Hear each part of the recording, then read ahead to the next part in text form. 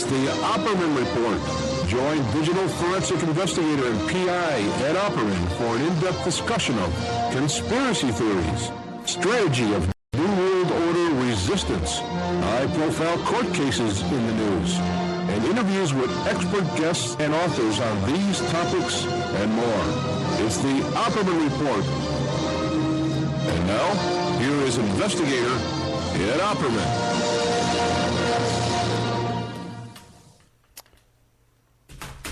Okay, all right. Welcome to the Opperman Report. I'm your host, private investigator Ed Opperman. And this show is brought to you by SubashTechnosis.com. Subash Technosis. You can find them on Facebook.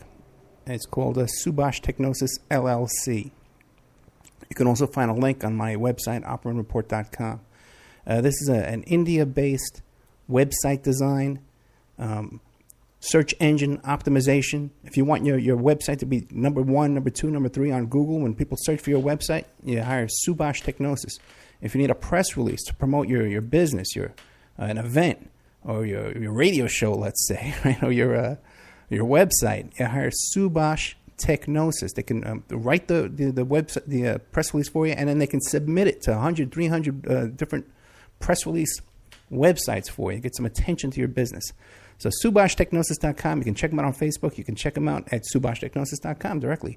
Okay, also to OppermanReport.com. That's my website. That's for the radio show, where you can go, and we have a special members section with all kinds of additional content that you won't find on Friday night or on Saturday night. You can only find it at OppermanReport.com. We also have a bookstore there. And don't forget, too, we're on American Freedom Radio every Saturday afternoon. And Danny's doing all kinds of improvements to the station, working on all kinds of things. So if you want to support that, visit AmericanFreedomRadio.com and give a little hit on the donate button there to help get all the TV screens and stuff. I don't know, the guy wants to put on the video. I'm against it, but I'm a team player. I'm going with it. All right. You might remember recently we had on, I think it's Gary Knowlton, I think his name was, and talking about the Vince Foster case. And he was telling us about his lawyer in that case. He raved and ranted and raved about John Clarke, this incredible lawyer. So we have today John Clarke. We're going to be talking about the Vince Foster case. And also, this was the lawyer in a lawsuit behind the TWA 800. So, Mr. Clarke, are you there? I'm here. So nice to meet you. Well, thanks for having me on. Well, thank you for coming on. Now, let's start off. Tell us a little bit about yourself. Who is John Clarke? Well, I'm a lawyer, sole practitioner in Washington, D.C. I've been practicing for about 30 years. In 1995 is when I got the case from Patrick Knowlton, who was a Whitewater grand jury witness. Okay, and what'd you work on first, TWA or Vince Foster? Vince Foster. Okay. And what kind of law do you practice? Mostly litigation, mostly currently the Freedom of Information Act. Oh, really? Okay, great. That's good to know. You're working on anything interesting right now? Yeah, in fact, I am. I'm working on a case against the CIA for POW MIA records from Vietnam. We left about 600 people in Vietnam at Operation Homecoming, which was in 1973. And we've been litigating this case, believe it or not, since 2004. So we've sort of kind of hitting the ball out of the park here so far. We've got a good judge, and our briefs are due at the end of this month, on the 28th. Okay, so you're filing FOIA applications regarding POW records. What do you expect to find? Well, the CIA and also DIA was tracking POWs who were left behind. President Nixon and Henry Kissinger promised $3.25 billion to Vietnam as part of the Paris Peace Accords, but they didn't pay. So the Vietnamese and also the Laotians held back POWs as ransom for that money. They never got the money. We never got the POWs. That's 600 men that we left behind in Vietnam and in Laos. It's really a very shameful chapter in American history. Yeah, that's news to me because I had always heard that some men were left behind, but I didn't realize this deal with the $300 billion that we were talking about there, and I never heard that part of it. Now, these 600 men, what do we know about them? Could they still be alive?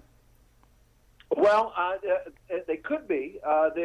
We've been getting signals from them. They pound out signals when they can, and there are over 1,400 first-hand live sighting reports, 2,000 second-hand live sighting reports, and we also have authenticator codes. They have that they marked out in fields. And was picked up by satellite. So we don't know whether or not there are any alive today. It quite possibly could be. Apparently, the Laotians are not the types who to take people out and just execute them. It's just not in their nature. So they could be. There still could be some of those POWs alive. Now, are you getting any cooperation from anybody in the government helping out with this, or is it all uphill? Well, it's definitely uphill. We've been fighting this case since 2004. We won. We've been winning, pretty much the whole time, and we got attorney's fees last October, and we're taking another shot at them coming out on. Soon, in September. We've got a number of really very high qualified experts, and we've gotten a lot of records of attempted rescue operations after Operation Homecoming. That is after February of 1973, and it's a very interesting case.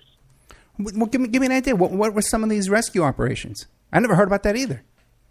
Yeah, well, there were so far we know of 3 rescue operations, or there were really quite a few rescue operations and quite a few reconnaissance operations, and none of them have taken out even one POW.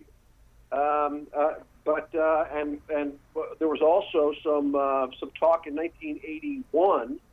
There was an offer to turn over these POWs for cash, and that went to the White House and went into Reagan, and eventually that was rejected.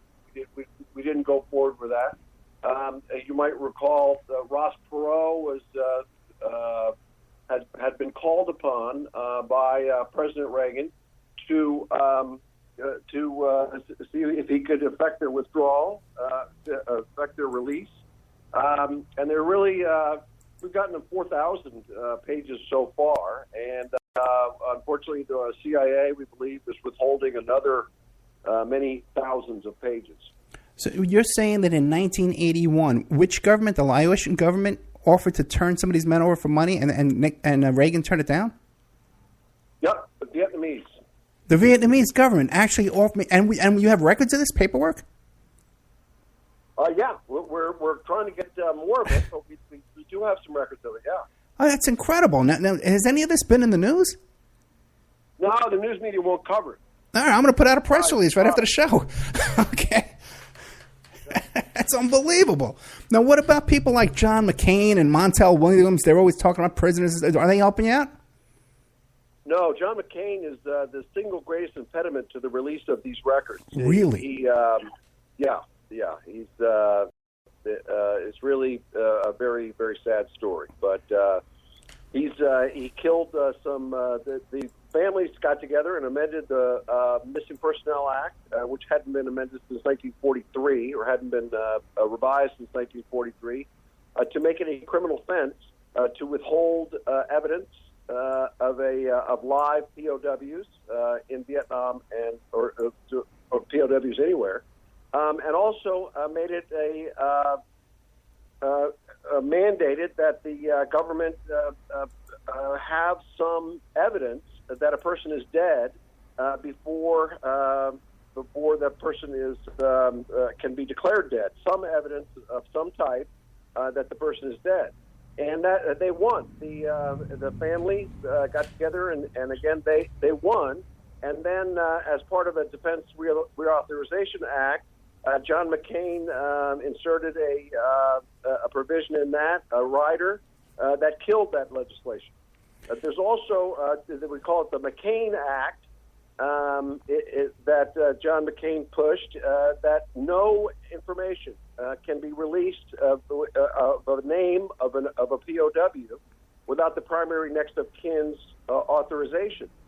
So the DOD sent letters. They didn't, no follow-up letters, but they sent letters to 2,400 MIAs, missing in action, POWs, families, primary next of kin, and 1,711 signed it and said, go ahead and release the information. So that was kind of a wasteful exercise, I would think, by McCain.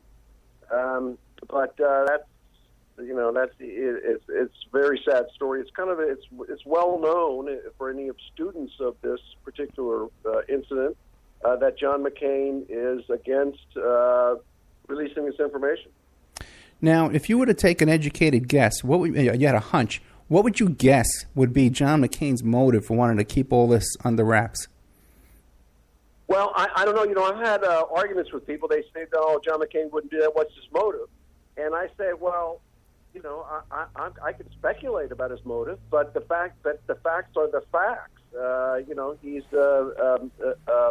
He was an impediment during they had a select committee in 1991 through 1993, and he was insisted on being a member of that, and he was an obstructionist. We have an affidavit from Bob Smith, Senator Bob Smith, former Senator Bob Smith, who was the vice chairman of that committee. And he said that he fought McCain to the point of exhaustion. That's a quote on trying to get these records released. As far as his motives, I really don't know. I do know that he made 36 tapes, propaganda tapes, when he was a POW. Right. He was in the Hanoi Hilton, but. I don't know. He certainly doesn't want those tapes released, me personally, you can't fault somebody for making those tapes. I mean, it's under duress. He needed. I don't know if he was ever tortured, but he certainly needed some medical attention, which he got. At the time that he was in the hospital, he was the only POW to be treated in the hospital at the time. So I don't know.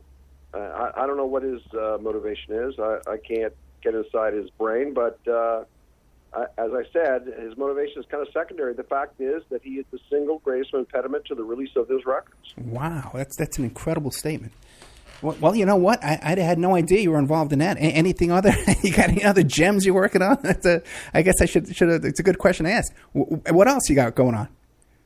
Well, as far as FOIA cases that people might be interested, that's about it. And then I filed we had a lot of litigation in the Vince Foster case, right, including a FOIA case, and we also had a FOIA case where we enjoyed some success.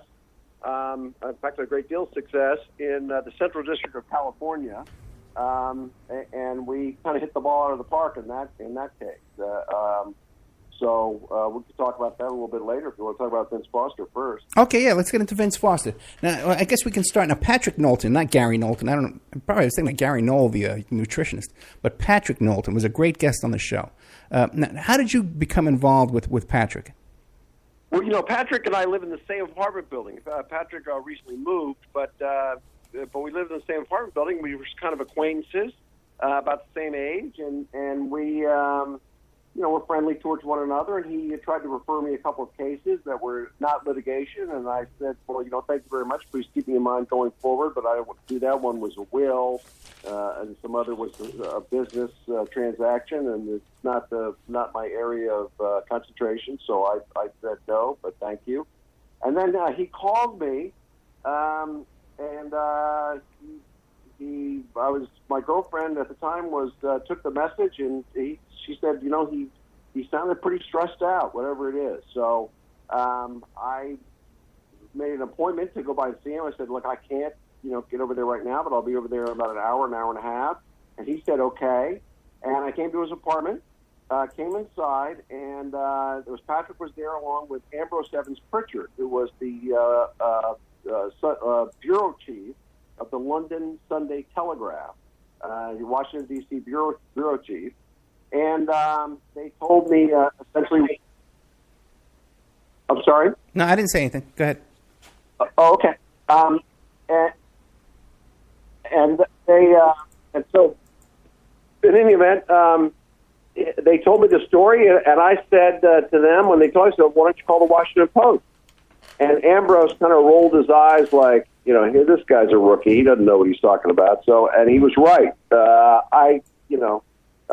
In years, about a year or 2 years later, one day I called up Ambrose. I said, can you just give me one honest reporter who's going to report on this? And he said to me, quite frankly, he said, well, there isn't one. And then we found out later from Reed Irvine, we had Reed sadly passed away, and we got his tapes. He taped all of his conversations. A number of them are we posted on the internet recently. He talked to Miguel Rodriguez, who was the prosecutor investigating the Foster case, grand jury prosecutor, lead prosecutor on the Vince Foster case under Kenneth Starr. And he said that he had gone to, and I'm quoting him, he said he talked to 100 journalists, and he said some of the journalists would be really quite interested, and then they would run it up to their editors, and the editors would kill it. And if the editors are interested, the editors run it up to the news execs, and the news execs kill it. So although we have a free press, it's not really quite how it functions. Now, what about Ambrose Pritchard? What was your opinion of him? Did you think he was on the right side there, or?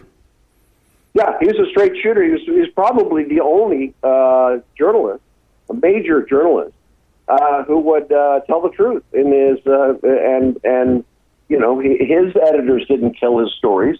He wrote a couple of good stories. In fact, he was intimately involved in the problems that Patrick had as a grand jury witness. I know that Patrick probably told you the story about what happened to him, but let me just kind of real briefly to tell you the catalyst for his calling me. Okay. Back in October of 1995, and being so shaken up. He went to Fort Marcy Park and pulled over to urinate on July 20th, 1993. There was a guy, it was a very small parking lot. It's Fort Marcy Park, a federal park outside of Washington, D.C. There were only two cars in the parking lot, a very small parking lot. And one of them was an old Arkansas Honda. And a couple of spaces down from that was a newer kind of subcompact car. And so Patrick pulled in, and the guy got out of his car and just stared at Patrick. It was kind of a cold, get the hell out of here sort of stare. And Patrick was a little bit unnerved by this, but anyway, he walked into the woods there. It was a heavily wooded park. Guy went to the first large tree, took care of business, and then as he was coming back, he heard the car door close, and he was a little bit nervous to that. He didn't know maybe the guy could be coming after him, and it had sort of a heightened sense of awareness. And in the event, he went back into the parking lot and got back into his own car and realized that the guy had gotten back in his car, and he was still staring at him, but he didn't really do anything. So Patrick got in his car and drove away, and that was it. And then the next day, he saw in the news that Vincent Foster, Deputy White House counsel under Bill Clinton, had been found dead in that park when he was there. So he called the park police and gave them a statement. Nobody came to visit him. Or the park police investigation, as it turned out, was only 17 days long, and we can talk about that in a little bit. But nobody came to see him, and he went about his life, and nothing happened. And then 18 months later, the FBI came to see him. It was under Robert Fisk, the Fisk investigation, and they interviewed him, and they tried to convince him that the car that he saw in the park, that is an older Arkansas car with Arkansas plates, could have been the car that he had seen. They were showing him photographs. They said, could it have been this? Could it have been that? And he was just adamant. He said, absolutely not. He said, no, that was not the car. The car that he saw was a light brown car, and the car that they were showing was a much newer, silver-colored car.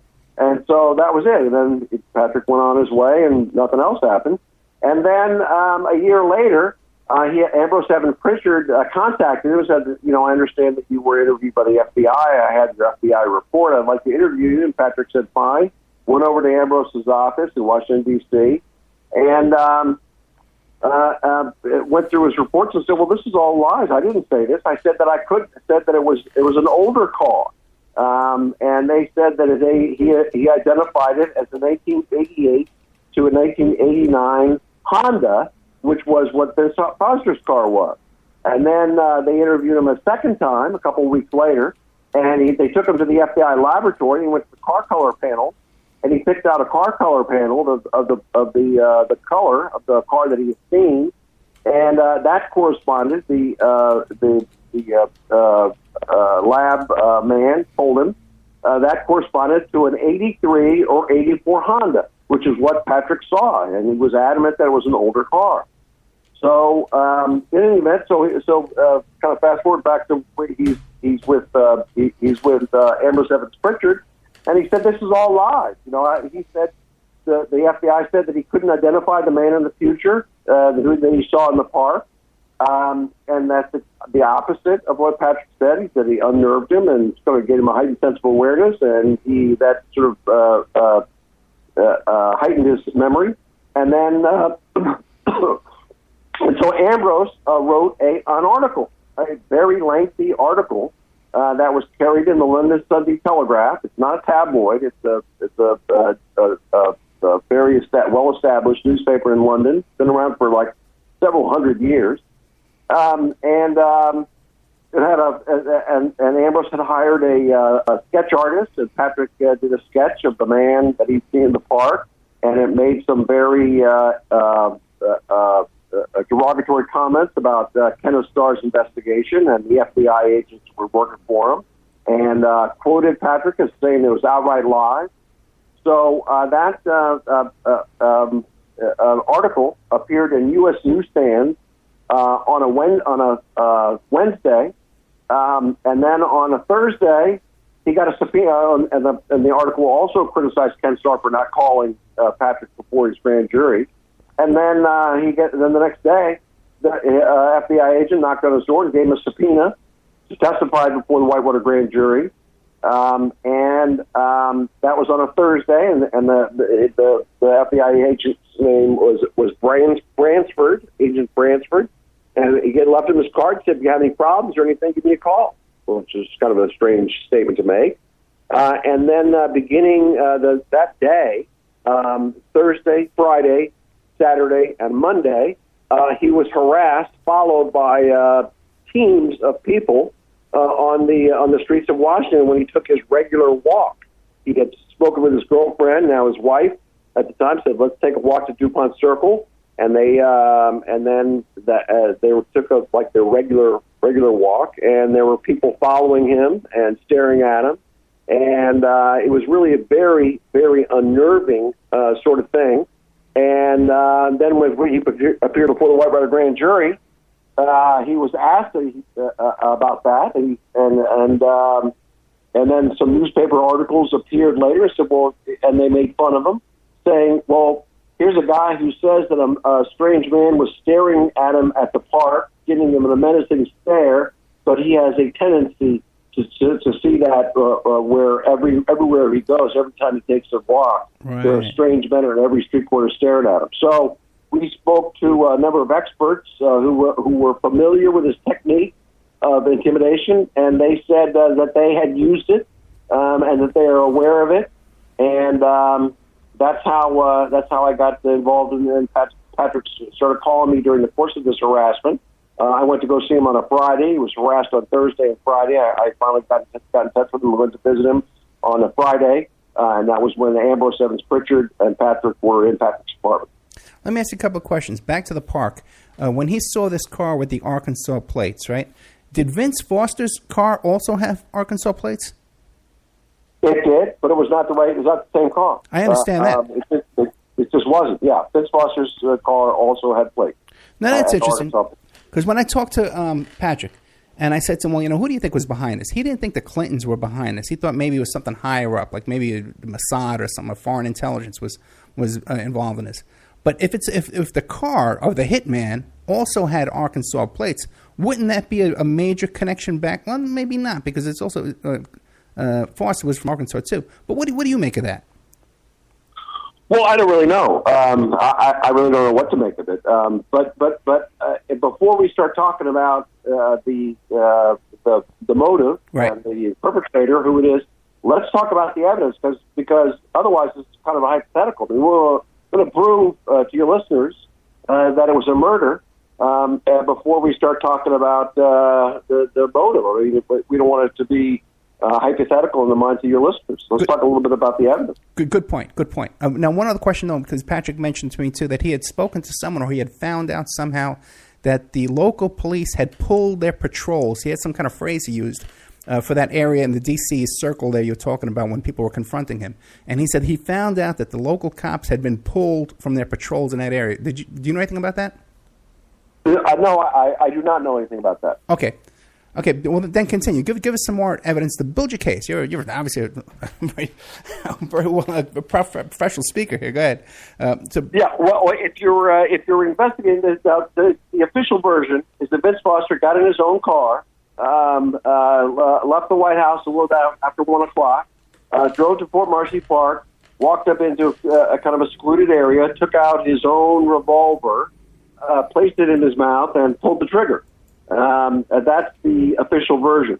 So think about it. What is it that you would want to know to either confirm or refute that? You want to know about the car. We just talked about that. His car wasn't there. You want to know about the gun, the gunpowder, the bullet, the wounds, the blood, the person who discovered the body, the autopsy.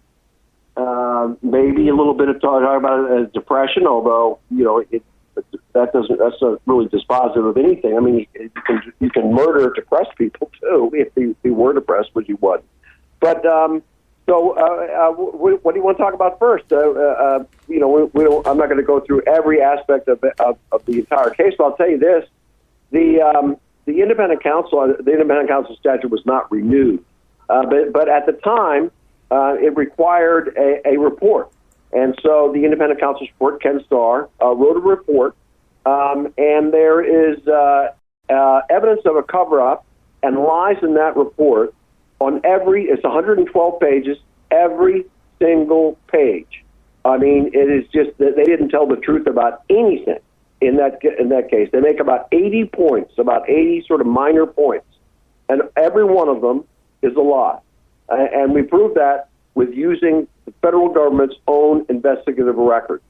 And also, let me tell you and your listeners, because the news media has steadfastly refused to report this, under the independent counsel statute, if a witness is named in the report, that witness can ask the three-judge panel that appointed the independent counsel to order the independent counsel to attach a factual comment submitted by the witness.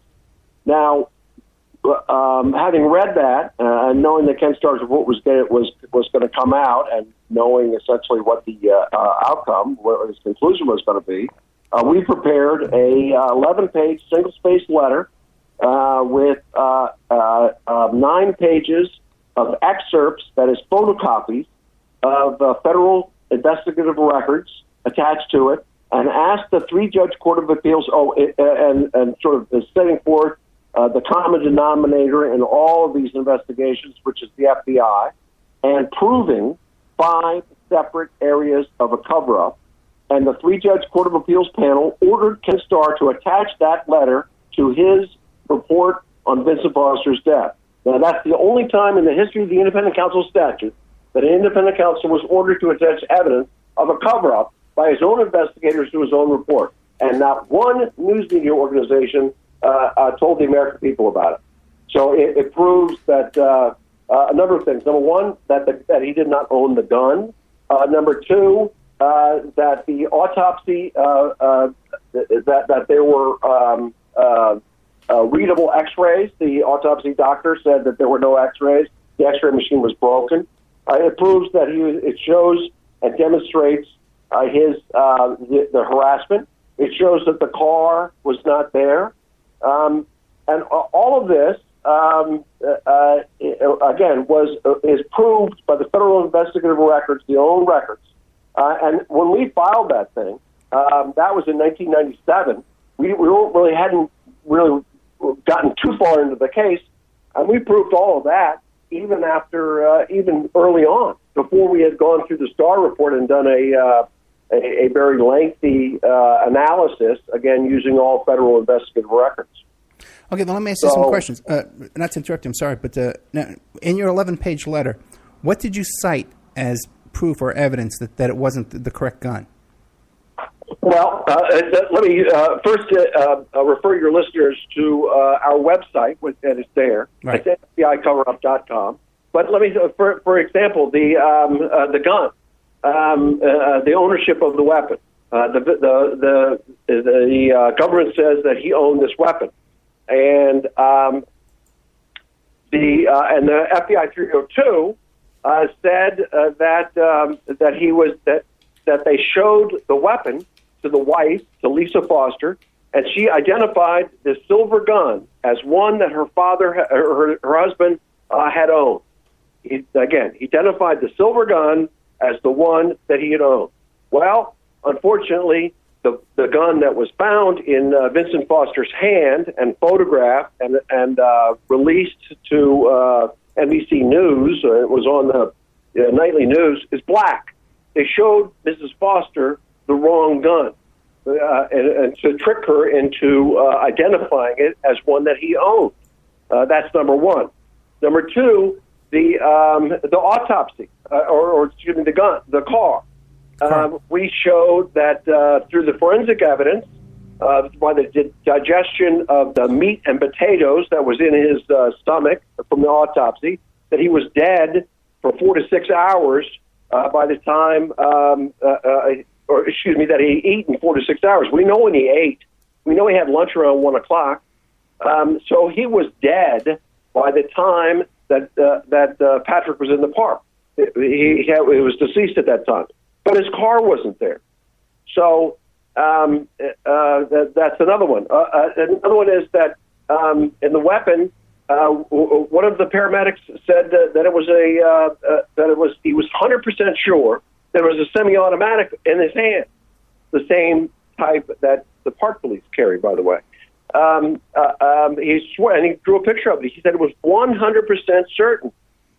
Well, it was the gun that was that's the official death weapon was a revolver, a 1913 revolver. That was which was untraceable because of the serial. They weren't tracing them, and they weren't registering the serial numbers. Untraceable. It had no fingerprints on it, even though it was 90-some degree weather in July in Washington. It kind of goes on and on and on. So what? Let's talk a little bit about the evidence. Which aspect? Do you want to talk about the autopsy, the gun, the gunpowder, the bullets? We covered the car, I think. What did you use to prove the harassment? We had a map of the neighborhood where he was harassed with little numbers on the harassment, little numbers where these people were, where they were first cited, and there were 25 men, 25 little numbers on this on the harassment part of it. Incidentally, we also had Patrick take a lie detector test from Paul Miner, who's was the chief polygraph examiner for the FBI for 10 years. Of course, Patrick passed, and it sounds like he's a nut. So we sent him to a Harvard-trained psychiatrist. I gave him a battery of tests. He passed. The psychiatrist sent him to for more testing from a psychologist. to test his memory, because it seems a little strange that here you got a guy he can remember all of these details. He tested in the 90th percentile for visual memory. So I think we kind of nailed it that he's telling the truth. There was something else too about they said that the X-ray machine was broken. They couldn't take an X-ray. Is that? Okay. The autopsy is really, really very telling. But just much more than just the X-rays. But the the autopsy doctor said that the X-ray machine was broken, and so he had taken the X-ray. I mean, that's one story that he gave. So Reed Irvine of Accuracy in Media called, made some telephone calls, and talked to this guy Jesse Poore, who serviced that X-ray machine. This is Dr. Beyer, who's the autopsy doctor, since passed away. He said that they couldn't get it. He couldn't get any readable X-rays because they were too dark. The X-rays came out too dark. So in any event, Reed Irvine talked to Jesse Poore, and we have Reed Irvine's affidavit, which we submitted with the Star Report. It's attached to the Star Report by court order, saying that that there was again. This was in July 20th. The autopsy was the following day, the 21st. There was no service call made for that autopsy machine until October, and not because they were too dark, like a buyer said. They were too light. They needed an adjustment. They were too light. So, that's a lot. I mean, the autopsy, the machine was in fact working. There were autopsy X-rays taken, and they were readable.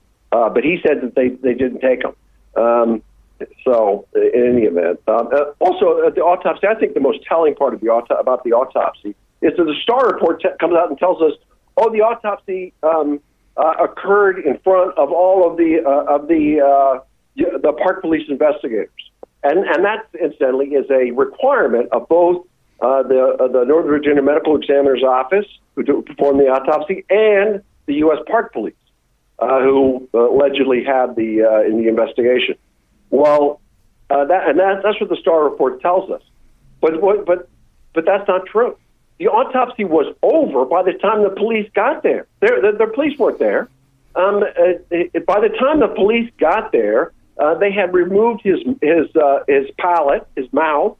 They had taken out his brain, which would have been very telling. That's why the X-rays had to visit. It was over by the time the police got there. And we know that from the U.S. Park Police report that said by the time we got there, he had already removed the soft palate and the brain, and it was over by the time the police got there. But you wouldn't know that from reading Ken Starr's report.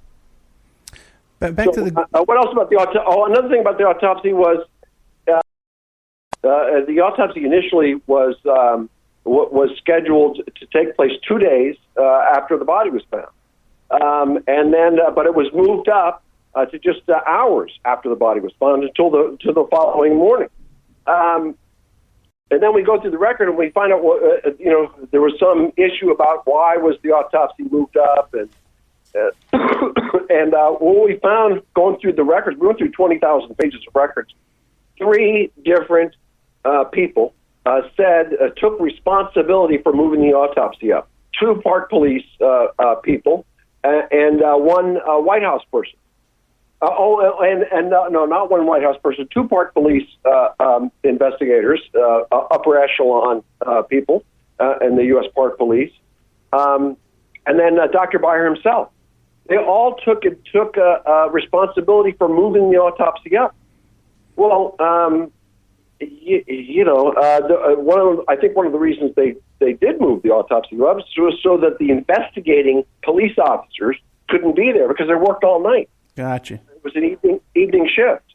And one of the U.S. Park Police investigators said he got a call and asked him if he wanted to go. The autopsy had been moved up it was found on a Tuesday. it was supposed to be Thursday afternoon. It was Wednesday morning when the autopsy was performed, and he'd been up all night. He said, "No, I'm not. No." So, so it's in any event. So that's the autopsy. Let me ask you a question about the gun. Back to the gun for 1 second. Was there ever any ballistics test done on the bullet in the body to compare it to the antique revolver that he had? Well, incidentally, the U.S. Park Police closed. Their investigation was open for 17 days. They closed the investigation, ruled it as suicide before they even tested, before they got the results, or before the gun was even test fired. Really? They didn't know if it could fire. They said, "Oh yeah, this is the gun," and as far as the bullet was concerned, well, the bullet was a high velocity bullet, which would have blown his head off. I mean, it would have blown the back of the top of his head off.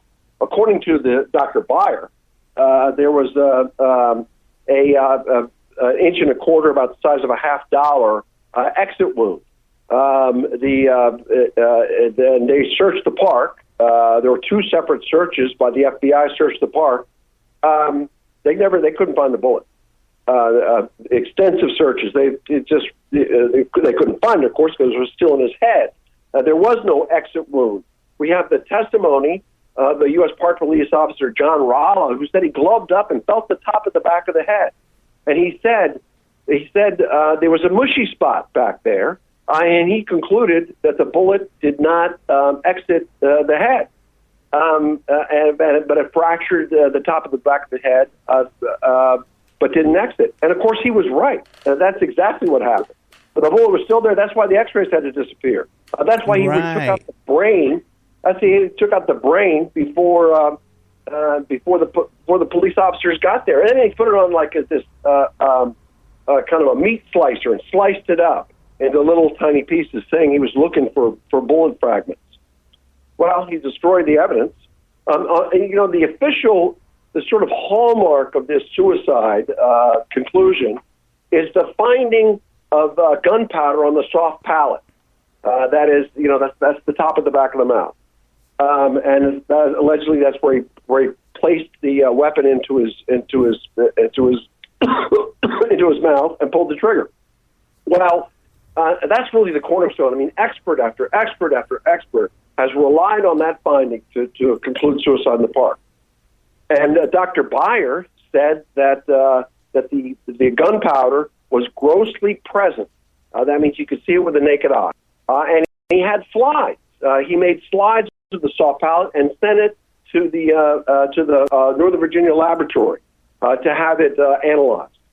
Well, the Northern Virginia laboratory couldn't find any. There was nothing there. There was nothing. The only reason we know that they couldn't find that was because we found an FBI lab report that excused the absence of this gunpowder on the slides. It said it was not preserved in such a way so as to be conducive to retaining gunpowder particles. So it's gone. So the point is, there was no entrance wound in the mouth. There was an entrance wound in the neck. All the paramedics, the paramedics saw it when they arrived they saw the bullet wound in the neck. Miguel Rodriguez talked about the bullet wound in the neck. He said he had a photograph that was just a joke, that he had it enhanced, and he could see there was a bullet wound in the neck. Also, let's talk a little bit about the gunpowder. The gunpowder that was found on Miss Foster was ball powder. Now, ball powder is used and the ammunition was manufactured by Remington. Well, Remington has never used ball powder, so ball powder is used for when people pack their own. Pack their own bullets. Right, when they reload. Load their own bullets. That's what you use ball powder. Right. But, so... was there any evidence that Foster had ever made his own bullets? Because that's an elaborate process. I've seen it done. No, absolutely not. Of course not. No, he's not. He wasn't a gun enthusiast. He had one weapon, it was a silver revolver. And there are other family members that said that it was that. And there was one nephew who was most familiar. He was kind of a gun guy, and right. He was most familiar with all of the guns that were in the family. His grandfather went hunting with his grandfather, and that's where Vince got this silver gun from his father when his father passed away. But he said that gun, that the 1913 is a piece of junk. Quoting him, said he didn't have a gun like that. That fits the description of a drop gun. Let me ask you a question.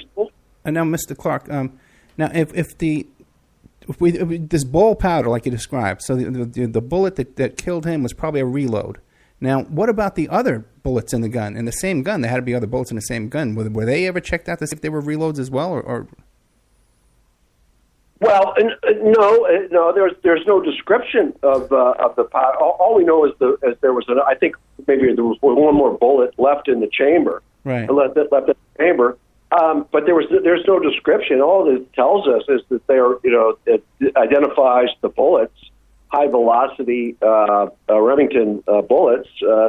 But they don't point out the fact. And another thing about this gunpowder, I was at attended a press briefing with Accuracy Media, and I asked this, and the speaker was saying, "Oh well, I can't cover this. You got to have a smoking gun." So I got up and I asked him a question, and I said, I was holding in my hand this filing, that we had filed in the Special Division of the U.S. Court of Appeals for the D.C. Circuit, Special Division for the purpose of appointing independent counsels. We filed it under seal. It was released. And I brought it with me after it was released, unsealed. And I was holding it up. I said, this document proves, number one, that they lied about everything, but also proves that the powder debris, that is the smoke that emanated from the weapon, was all along Vince Foster's fingers. And we had I got a weapon that was shot blanks, but it was a weapon that was very similar to the one, and we put these little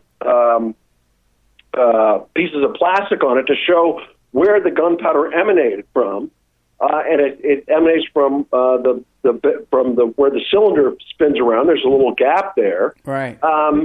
And we showed that he could not. You can't pull the weapon with your index finger. You can't do it. You couldn't even do it with your thumb. But from these powder, from the powder, as I said in this press briefing, I said it's not wouldn't be an unusual way to hold the weapon. It wouldn't be an unlikely way to hold that weapon. It's an impossible way to hold the weapon. The weapon was through when the weapon went off and the powder was deposited. It was consistent only with Foster holding the weapon or trying to push the weapon away in a defensive posture. And he had a bullet wound in his neck. It kind of all makes sense. Also, in the Freedom of Information Act lawsuit, we got Henry Lee's report, and it was touted as, Henry Lee, the great Henry Lee says it was it's suicide. Yeah. Well, it was touted as a 500 and some page report. We finally got it shaken loose in the FOIA case. Most of the pages are blank. They have like a little caption at the bottom. It's so obvious that it's not a 500 page. It was like a 40 page. It was very, very, in any event, among other things, he said that he found gunpowder-like debris in the soil under where Foster's body was found. Well, he didn't get that soil for 2 years. For 2 years after Foster was found dead, and he's telling us that there was gunpowder there. Also, the FBI said, and I don't believe it, but they said in the Fisk report that they dug 18 inches down to under where Foster's body was found to get anything to see if there was anything down there, like a bullet or something. It's just it's just ludicrous. Okay. It's just absolutely ludicrous. Got a question from the chat room. First of all, I have a question to preface this question. One, do you think he was shot in the park or that he was dumped in the park? Well, my guess is that he was shot in the park because there's really no evidence that he was moved. I mean, people say, oh, he committed suicide at the White House and they moved his body. Well, he didn't commit suicide, number one. And I think there's really no evidence that his body was moved because there's not enough blood. The blood would have emanated from his neck if he had moved. Oh, incidentally, speaking of blood, and let's talk a little bit more about this exit wound. Okay. Well, when you go through all of the paramedics that were at the scene, all of the U.S. Park Police that we talked about a little bit already, the doctor who looked at the body and kind of inspected the body at the hospital, at Fairfax County Hospital in the morgue, all of them, not one of them, 27 people, not one of them saw this exit wound. That the only person that we have to rely on about the existence of exit wounds is Dr. Beyer. And Dr. Beyer doesn't have a good history. He's been involved in other cover-ups at the behest of the federal government before this. In any event. Let me ask another quick question. How did the FBI get involved at all if this is a suicide? Well, that's a good question. There's a statute, the presidential assassination statute, that mandates that the FBI is to take primary jurisdiction whenever there's an attempt or the death of the president or 25 employees in the White House, and they did it by they divide this up, name the 25 by salary, and if you made it was $110,000. If you made less than that, then there wasn't primary mandatory jurisdiction. If you made over $110,000, there was, and this is out of a total of 50 employees that are sort of fall in one of these two categories. So obviously, Foster Deputy White House Counsel is going to be above the 110,000 and not the below. He's going to be the top 25 as opposed to the bottom 25. Well, that's mandatory primary jurisdiction. Well, the FBI didn't take mandatory primary jurisdiction. The Park Police took it. But the FBI did much more investigation than the Park Police. They were all over the case. They interviewed virtually everybody. They interviewed Patrick Knowlton.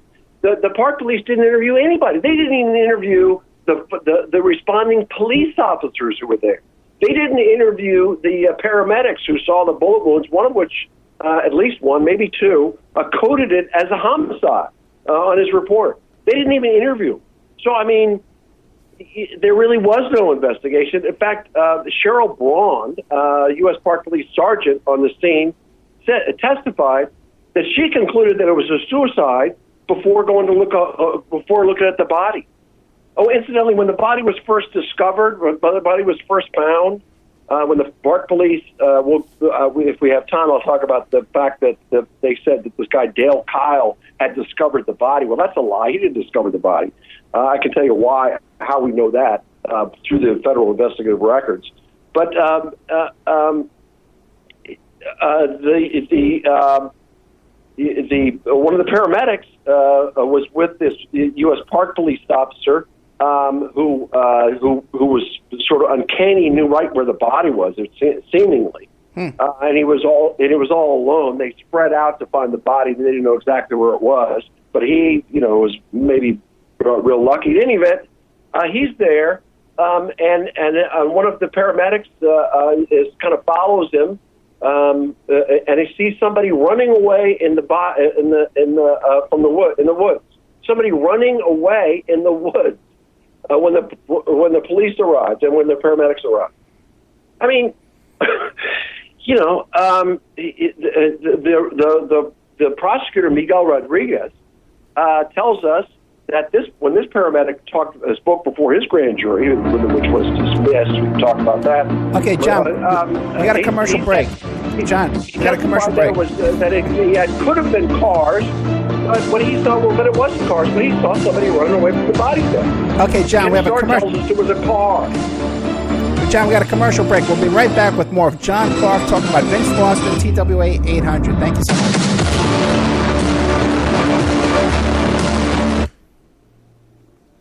All clear. Yeah, but don't forget, you got to play the music. Oh, yeah. I got to say, I couldn't hear you in the end, too. For some reason, the Skype was pushing you down. Oh, this guy was going on a roll, man. Okay. Yeah, okay. Thanks. Let me talk to him.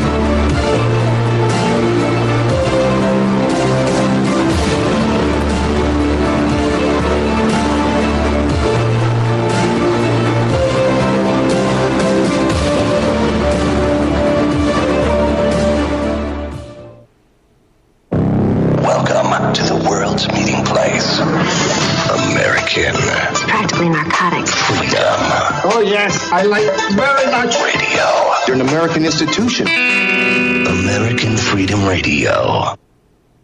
Did you know there are 3 million edible food plants on Earth, and none have the nutritional value of the hemp plant? HempUSA.org offers you hemp protein powder. It does not contain chemicals or THC, is non-GMO, and is 100% gluten-free. Hemp protein powder burns fat, builds muscle, contains 53% protein, and feeds the body the nutrients it needs. Call 888-910-4367 and see what our powder, seeds, and oil can do for you. Only at HempUSA.org. HempUSA.org introduces 3 brand new detox formulations of microplant powder. Brain Fuel for depression, bipolar disorders, and stress. Total Care, anti-cancer agent that cleans the liver and organs and increases memory. Rejuvenate, invigorates and heals the body, mind, and spirit. These products are your alternative to pharmaceuticals. Call 888-910-4367 and like us on Facebook. We ship worldwide. Only at HempUSA.org. People of dumb. You can say what you want about this country, and I love this place. I love the freedoms we used to have. I love it. I love that.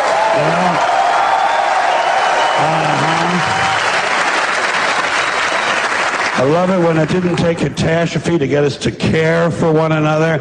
I love the fact that we're on camera all the time from all angles. But you know what? You can say what you want about America. And I say I love this place. I wouldn't have it any other way. Wouldn't live it any other time in history and any other place. But say what you want about America, land of the free, home of the brave.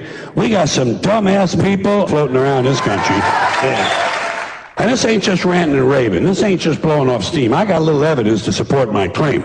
It just seems to me that only a really low IQ population could have taken this beautiful continent, this magnificent American landscape that we inherited. Well, actually, we stole it from the Mexicans and the Indians, but hey, it was nice when we stole it. It looked pretty good. It was pristine. Paradise. Have you seen it lately? Have you taken a good look at it lately? It's embarrassing. Only a nation of unenlightened half-wits could have taken this beautiful place and turned it into what it is today, a shopping mall. A big shopping mall. You know that? That's all you got. That's all you've got here, folks. Mile after mile of mall after mall. Many, many malls. Major malls and mini malls. They put the mini malls in between the major malls. And in between the mini malls, they put the mini marts. And in between the mini marts, you got the car lots, gas stations, muffler shops, laundromats, cheap hotels, fast food joints, strip clubs, and dirty bookstores. America the Beautiful. One big transcontinental commercial cesspool. And how do the people feel about all this? How do the people feel about living in a coast-to-coast shopping mall? Well, they think it's just dandy. You're listening to AmericanFreedomRadio.com, the network who perseveres in delivering intelligent debate, constructive dialogue with true independence. The freedom to broadcast the truth is not free at all. So what is American Freedom Radio worth to you? The empowering information with fun, honest and pure integrity behind it provides an example to follow, friendships to flourish, with the moral altruism that pulls no punches. The hosts sacrifice and show remarkable discipline in their duty to deliver quality radio and service to the community with strength, wisdom, and loyalty. The founders of AFR wish to thank you personally for sharing your views and insights to make the best radio and alternative media. Now it's time for you to give something back and play a vital role in the future of America. Be as generous with us as we've been with you. Click on the donate banner at AmericanFreedomRadio.com or volunteer by emailing AmericanFreedomRadio@ymail.com. vaccine, psychotropic drugs, and artillery batteries not included. No rules, no rules, no taboo topics, no taboo topics, no fear of doom, no fear of doom. We are American Freedom Radio, American Freedom Radio. It's the Opperman Report. Join digital forensic investigator and PI Ed Opperman for an in-depth discussion of conspiracy theories, strategy of New World Order resistance, high-profile court cases in the news, and interviews with expert guests and authors on these topics and more. It's the Opperman Report. And now, here is investigator Ed Opperman. Okay, well, welcome back to the Opperman Report. I'm your host, Private Investigator Ed Opperman. We have John Clarke, who is a Washington, D.C. attorney involved in some incredible stuff. We spent the first 15 minutes talking about his work with the MIA POWs from the Southeast Asia there, from the Vietnam War, and he's working on that. Some breaking news, I think, with that. And then we've been talking about Vince Foster. Now, John, I have a question for you, because you mentioned that the reason the FBI got involved was because he was a White House employee who had a certain level of salary. Now, my question to you is, how soon did the FBI get involved, and how could they so quickly determine that he worked at the White House? If it's a suicide, how did this, and what his salary was, and that he's he worked for the White House, and what his level of salary was? Well, they didn't. I did that. And the point I was making was that the FBI had mandatory primary jurisdiction. They had to take the case. They didn't. They just covered it up. They interviewed far more people than essentially the Park Police didn't interview anyone, and they closed it as a suicide. But the FBI, the official line was that the Park Police were conducting an investigation, and the FBI was supporting the Park Police in a supportive role. Well, that's just ridiculous. Number one, nobody has talked about the fact that the FBI had primary jurisdiction. That was the point of that, to show that the FBI had to investigate, but they didn't. They left it with the Park Police. And in Washington, we know that the Park Police oftentimes are used to cover things up. There's this sort of mantra that goes around saying, well, there's been all these investigations. There were 2 congressional investigations, the Park Police, the independent counsel, Robert Fisk, and the independent counsel, Kenneth Starr. Well, what people should realize is that the common denominator in every single investigation is the FBI. They investigated first. They investigated under Fisk. They investigated under Starr. In fact, they had the same investigators, the very same agents under both Fisk and Starr, the same agents. So, the FBI doesn't have a really good record of turning themselves in and admitting that they're involved in a cover-up. Once you start, you have to continue. And that's why it was really quite sad that Ken Starr was, just kind of a yes man. We call him an empty suit. He just went along with whatever the FBI wanted him to do, and they used the very same agents. I got 2 questions for you. One is, you mentioned that the Park Police are involved in other cover-ups. Do you have any examples of that? No, I don't really want to get into that. I don't really have anything solid. No problem. And the other one is Ken Starr. What do you make? A lot of people. What's your opinion of Ken Starr? A lot of people think that he's been running interference for the Clintons since back in Mena, Arkansas.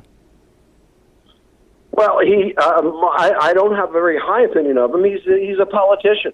We know from the 3-judge court of appeals.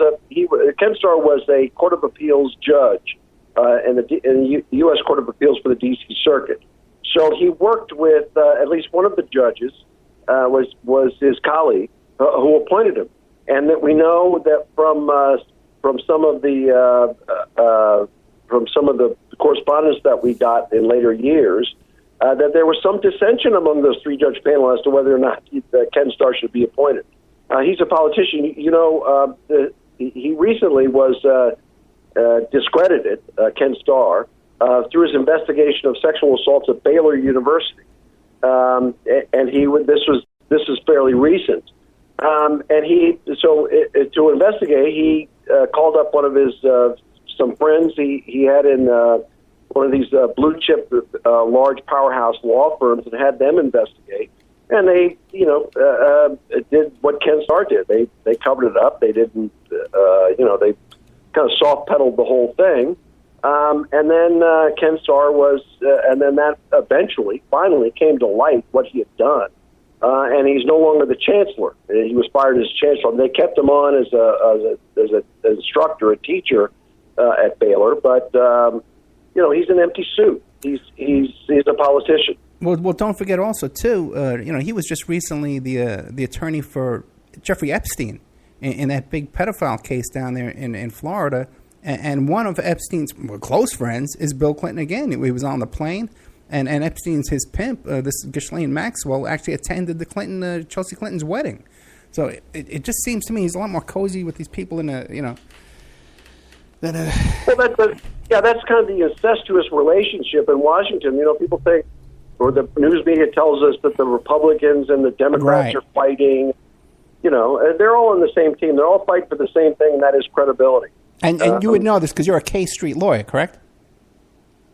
Yeah. Yeah, right. So you would know this because you're right there in the midst of all these people, right? Yeah. Right. Yeah. So, okay. Now, what about Miguel? You mentioned also, too, how they say, well, this has been investigated to death, and it's a conspiracy theory, nothing's happened. What about Miguel Rodriguez? He actually resigned from this, didn't he? Well, he was pushed out, yeah. He wasn't going to go along. We have these tapes. As I said, Reed Irvine taped all his conversations. And he spent a lot of time on the phone with Miguel Rodriguez. And we have posted those tapes on the Internet. You can go to the quickest way to find them is go to our website, FBIcoverup.com. And the tapes are there. And you can hear Miguel telling Reed all about the cover-up and how he was run out of the office. So, I mean, if you wanted to find out whether that was a cover-up, who would you ask? You would ask the prosecutor who was in charge of the Foster death probe. I mean, the independent counsel's office had, I think, 6 various investigations that it was conducting, and the Foster matter was one of them. And Miguel Rodriguez was in charge, and he was a straight shooter, and so they ran him out of the office. He couldn't get subpoenas served. He had problems with the deputy independent counsel. It threatened him. On the phone, he says they threatened his family. They threatened him. He sort of fought the good fight for a while there. And he spoke to all these journalists. I mean, he talked to over 100 journalists on the phone. Spent a lot of time with him. He said he spent 10 hours with Steve Levitan of the New York Times. 10 hours on the phone. Steve Levitan knows all about it. So after Ken Starr's report was issued, Steve Levitan said, the Starr report dismisses the testimony of the much-touted witness Patrick Knowlton. Well, what Steve Levitan didn't tell his readers was that evidence that I submitted on Patrick's behalf, evidence of a cover-up that was ordered attached to Ken Starr's report. I mean, how dishonest can you be? What does Miguel Rodriguez say today? Does he talk about this today? Now that's it. Won't talk at all. In fact, I went to go see him in California when I was out there, and I showed up at his office at 7:00, and he knew I was coming. He went in the back door. He wouldn't talk to me.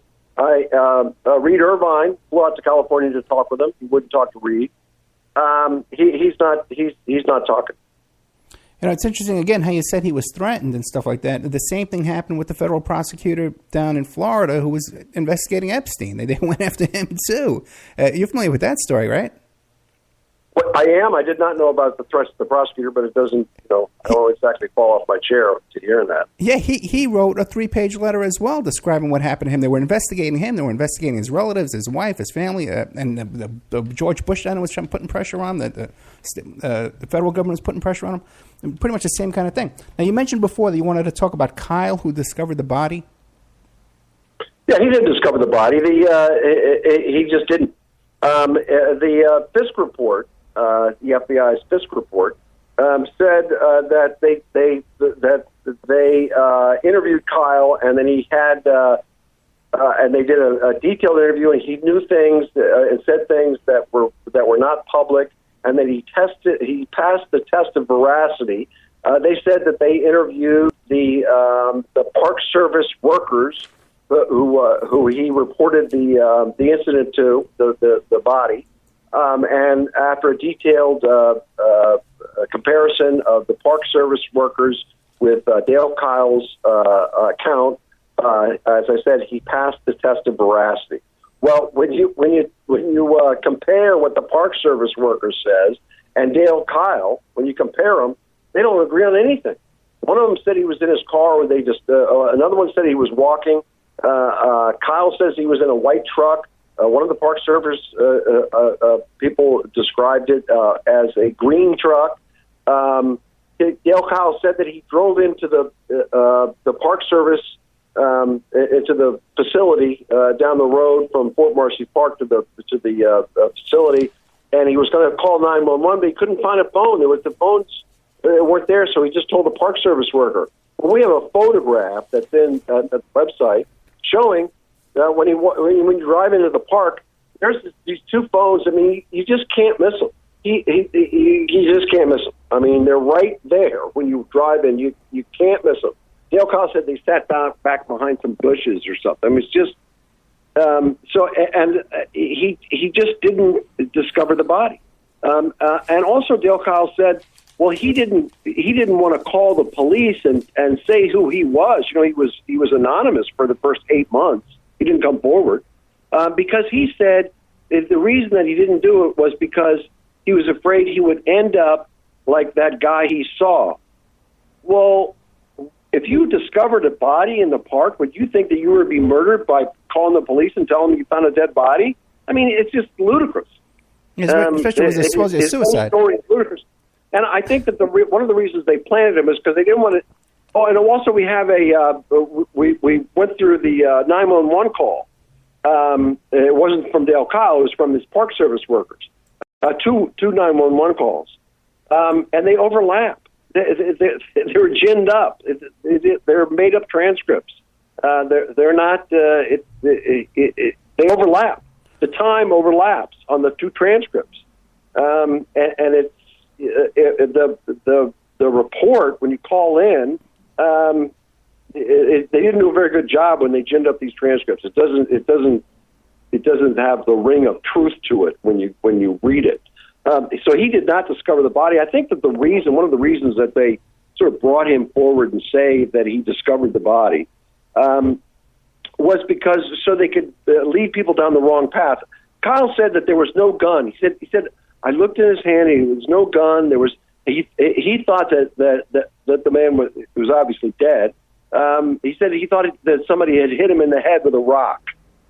No gun. I mean, so if you're sort of an investigator, or if you're kind of a student of the case, you would pay a lot of attention to that. You would say, well, this guy. Well, he didn't discover. He made up the whole thing. He didn't discover the body. He said that he pulled into the park and walked up. It's like 600 feet up into the park where Vince Foster's body was. He said he pulled it over into the park to urinate. Well, Patrick did the same. That's what Patrick did, and he walked like 30 feet into the park, the first big tree, and then got back in his car and left. Dale Kyle took off his shirt and took a big long walk 600 feet up into the park to urinate. I mean, the whole thing is just he's lying.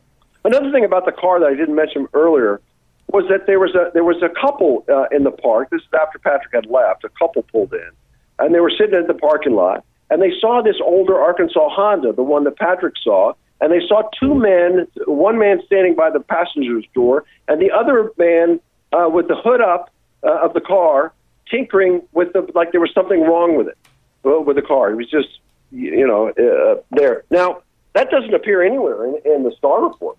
They don't say anything about that. All they say was nothing unusual happened in the park. Well, you got people, they're claiming this is Vince Foster's car, which it wasn't. Who are these two people? Who are the people that are hanging around the car, and why is somebody looking under the hood? I mean, it's just everywhere you look, there's just, it's just so obvious. Let me ask you a question. Do we have a theory of why Vince Foster was in that park to begin with? No, no. He had an appointment. Off the campus, the White House campus. And I think that he may have gone there to meet somebody, talk about something. I don't know. Or he, there's a possibility that he was killed somewhere else. Although the blood evidence really doesn't support that. There would be more blood. Incidentally, let's talk a little bit about this depression thing. One of the great things they say about, you got to blame somebody for this murder. So you blame Vince Foster. He can't defend himself, of course. They said, well, he lost a lot of weight and he was depressed. Well, we went through the records. This depression thing didn't surface until a week. The initial witnesses, nobody said he was depressed.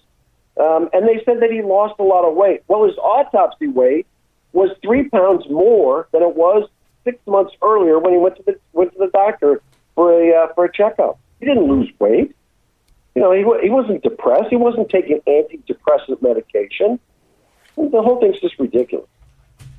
Now, and then also too, then there's the whole stuff about tampering with his office in the White House shortly after his death. What do you know about that? Well, apparently some people went into the White House and went right through his files and took files out of his office.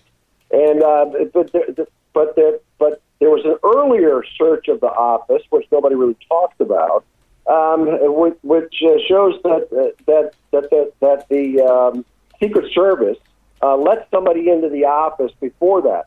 But this thing about the search of the office kind of reminds me of Michael Isikoff.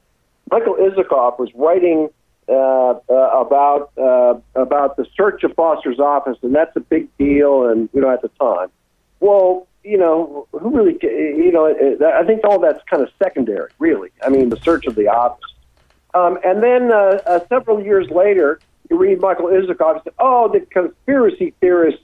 The Holy Grail, using Michael Isikoff's word, the Holy Grail is the search of Foster's office.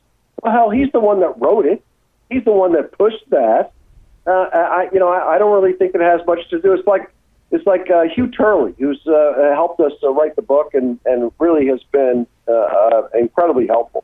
Says, well, and he's a magician. He said this is like a magician's trick. All of the activity is up here of the Foster's office, but they don't talk about down here what's really going on. And also, they didn't say anything about Vince Foster's office was in the White House proper, but the balance of the White House counsel's office was in the old executive office building. They don't talk about that. We have the testimony of one of these FBI agents who was all over the case in the immediate aftermath. He said he went to the old executive office building to interview the day after, but he couldn't remember who he talked to. I mean, there's no reports. I mean, that's where William Kennedy was. He was, part of the Arkansas crowd. And went to the morgue. Oh, incidentally, Foster didn't have. Of course, his car. It just surprised nobody that his car keys weren't there. His car wasn't there. But he had no car keys in his pocket. They searched his pocket. There were no car keys. They were looking for a note. No car keys. So wait, the car keys were never found? They mysteriously appeared in the morgue later on, allegedly found by Bill Kennedy. Who had visited the morgue and said he had to go to the morgue to identify Foster. Well, and he was let into the room. He didn't look at it through glass. He was let into the room, and then the car keys suddenly appeared in his pants pocket. Okay, very interesting. Now, what about there was a cover sheet by this FBI profiler named Clemente about child abductions? What do you know about that? Well, I don't know. That's a pretty interesting. Clemente. I met with him a number of times when I during the course of the Starr investigation. I mean, he and Patrick did too. We both met with him. There's this. Apparently, I did not know this at the time, but he was involved in the child abuse abduction unit of the FBI. And there's a cover sheet, as you said, of a report by that unit, the child abduction unit of the FBI, a cover sheet for the Vince Foster death. And that's at our website. But there's nothing behind it. We didn't find anything behind it, so we don't know what was in there. That's just kind of an intriguing cover sheet report. And what was Clemente's role in this investigation? What was his? Did he any 302s? What do you know about his work with all this?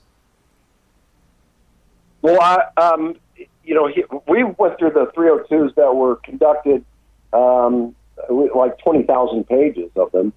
Conducted during the Park Police investigation, the FBI 302s, the FBI 302s during the Fisk investigation, and then eventually the FBI 302s during the Starr investigation. But specifically Clemente, though. I don't know that. First of all, the agent's names would be redacted, so I don't know what if any 302s he composed. But the 302s. When you have the 302, the FBI interviews you, they take notes, and then they dictate or type up an interview report. And the witness doesn't get to see the interview report. You don't get to correct it or anything. With one exception, Dale Kyle. They gave him this. They said, "Oh yeah, well we gave him the 302 and let him go through it and make any corrections." Well, they didn't do that with anyone else. You know, they just did it with the guy who lied about discovering the body. Oh, boy. Very interesting stuff. Let me ask you a question now. We got about 40 minutes left, okay? And I did want to ask you about TWA 800. How much time do you think you would need to get into the TWA 800 story? Not long. I can kind of give you an overview of it. Okay, then we'll move that a little bit more toward the end. What else do you want to fill us in with on the Vince Foster thing? Well,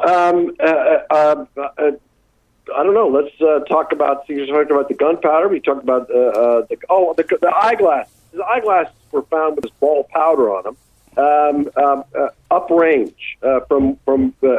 He was found on a berm, a sort of a slight hill, lying flat, and his eyeglasses were 13 feet below his feet, the opposite direction.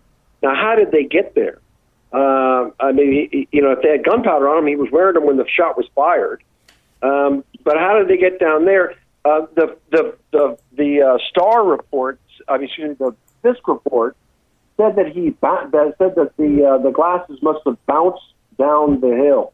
Well, it's all bushes. I mean, if eyeglasses could bounce, once I don't think they could, they surely wouldn't have bounced through the bushes. And then the Starr report just says the eyeglasses were found in a position that was consistent with his wearing them when the shot was fired. They don't tell us that it was 13 feet below his feet. As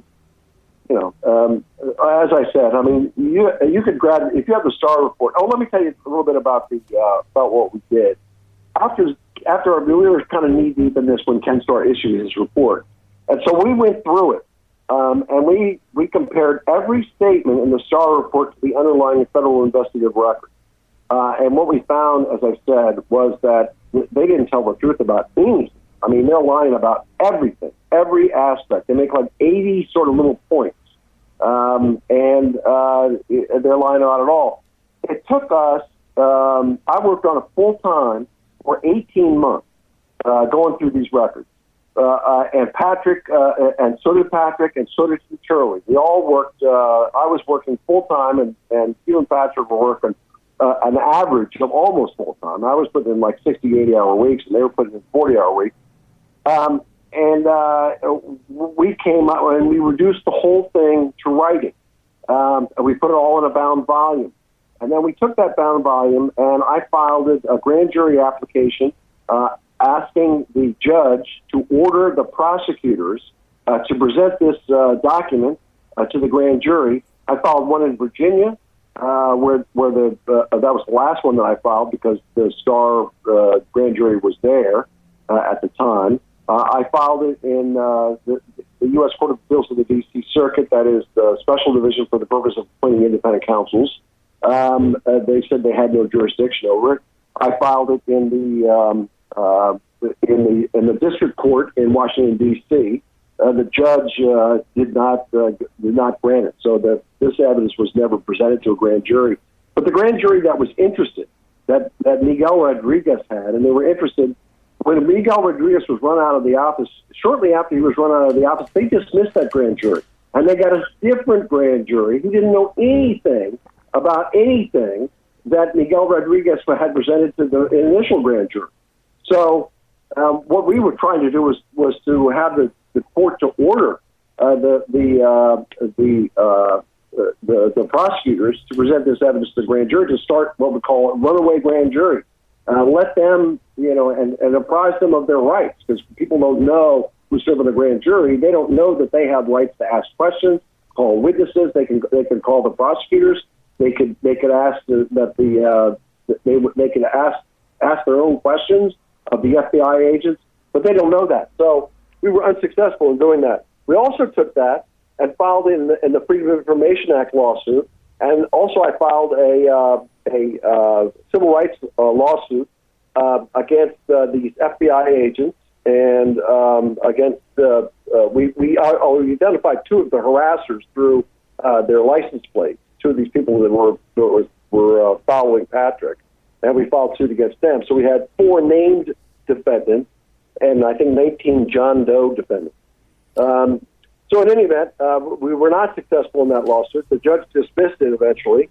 Took him years to do, but he eventually dismissed it. But that lawsuit, it's 80 pages, and it kind of sets forth all of the facts of the case that we knew at the time. Who was involved, what they did, Dr. Beyer, this U.S. Park Police officer, Robert Edwards, who all of a sudden was transferred after this.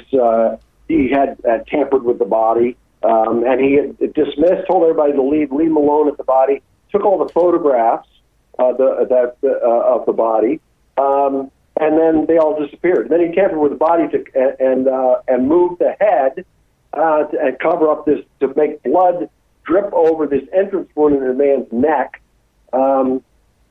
So we named him and we said exactly what it was that he did at the park. But all of this, that amended complaint, like I said, is 80 pages long. It reads like a novel. I mean, it's a very interesting read. That's at the website also, FBICoverUp.com. Yeah, and by the way, that's FBI cover dash up. So there's a little dash in there between cover and up. FBICover-up.com. Quick question for you now. You said you traced these license plates back to a couple of the harassers. Now, were you able to identify them as FBI agents? No, they were what we call stringers. They were hired by or used by whoever it was behind it, the FBI. But they were not FBI agents. They were Jordanian nationals, young guys in their 20s.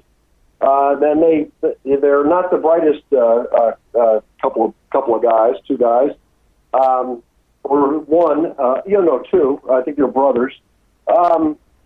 They for some reason they took their own license plate and switched the plates and used a borrowed car.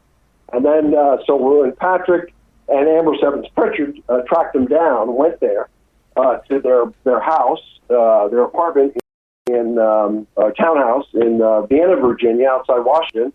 The license plate was affixed to a different car. I mean, you would think they wouldn't do something like that, but they did. And there was also a second license plate that Ambrose had some contacts in the federal government, and he tracked this down to somebody who was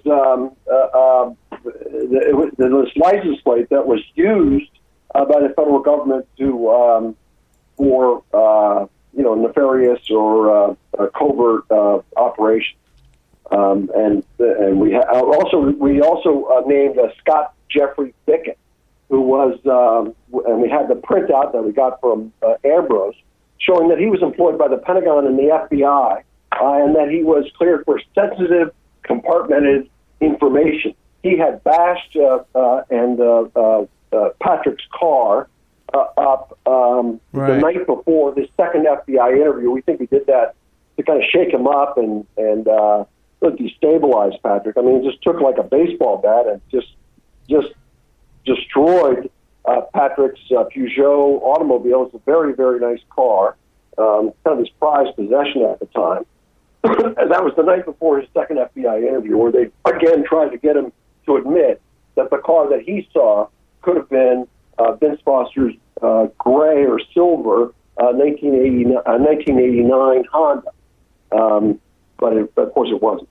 Now, were you able to depose any of these people, or we never got that far? No, in the civil suit, we didn't get to depose anybody. All right. Because it was dismissed. It took a couple of years to get dismissed, but that was only because we have a very slow judge. And all of this evidence and much more that I'm describing, we put in this bound volume, and I said 18 months it took us, but it's 500 pages, and it has over 1,000 footnotes in it.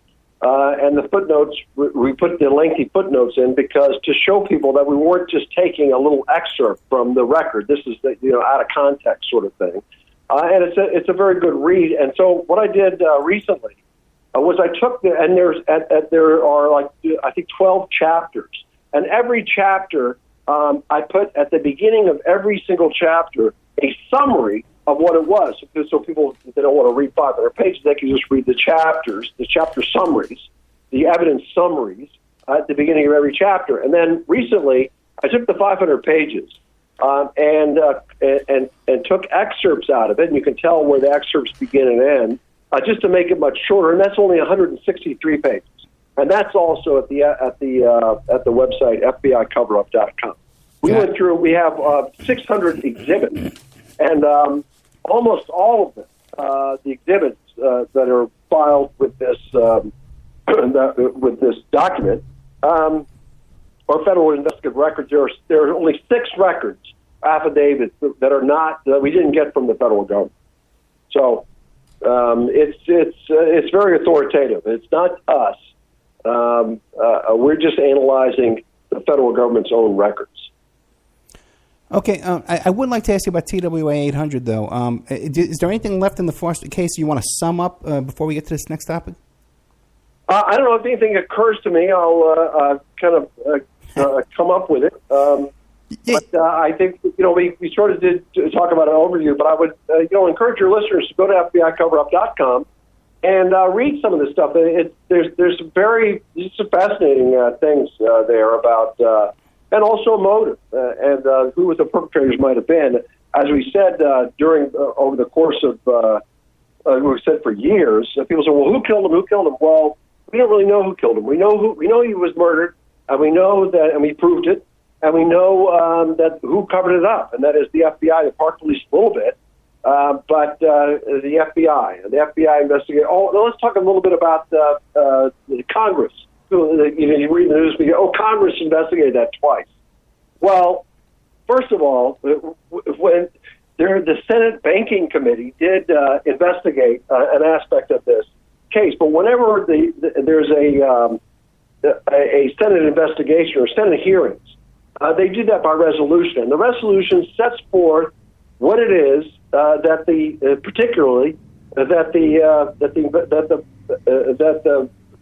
panel is investigating. And in Vince Foster's case, the Senate Banking Committee, it was whether or not the White House improperly influenced the Park Police during its probe. That was it. They didn't investigate what happened to Vince Foster. They didn't investigate anything else. That was it. That was the only thing they investigated. So if you read, well, there was a congressional investigation. No, there wasn't. First of all, the park police really didn't investigate. It was all FBI. And so it's just kind of ludicrous. And then there's another investigation, according to the news media, that was conducted by the Senate. That was by William Klinger, his report. Well, it's 12 pages long. He interviewed a couple park police and a couple of FBI agents and put those interviews in this report. I mean, it doesn't even. It's like a letter. It's not even I mean, you should see it. It's 12 pages long. And that's including the footnotes or the endnotes he has. I mean, it's not an investigation. So again, the investigative history. First, the FBI investigated, and it was allegedly the park police, but it was really the FBI. Second, under Fisk, the FBI investigated. Third, under Ken Starr, the FBI investigated. Klinger took all of his information from the FBI, almost all of it. I think he interviewed one park police officer. And the Senate Banking Committee, they gathered a lot of evidence, but they didn't have jurisdiction to look into, and they didn't decide how he died. Their only jurisdiction was to decide whether or not to investigate and write a report whether or not the White House improperly influenced the U.S. Park Police investigation. And there really wasn't a U.S. Park Police investigation. So, I mean, recently, since Donald Trump said there was something fishy about the case, there are all these articles that kind of appear out. Yeah. And, they're just so out of it. I mean, they just don't, there haven't, the FBI investigated, that's it. But you wouldn't know that from reading any of these news articles. Yeah, no one brings up Miguel Rodriguez, that's for sure, or Patrick Knowlton. Now, let me ask a quick question. Now, as far as motive goes, is that story out there? I don't know if you've heard it, but that Vince Foster was somehow involved with a Swiss bank account and a big check involving the Promise software and the murder of Danny Castellaro. And have you heard that? Yeah, and I think there's something to that. Okay.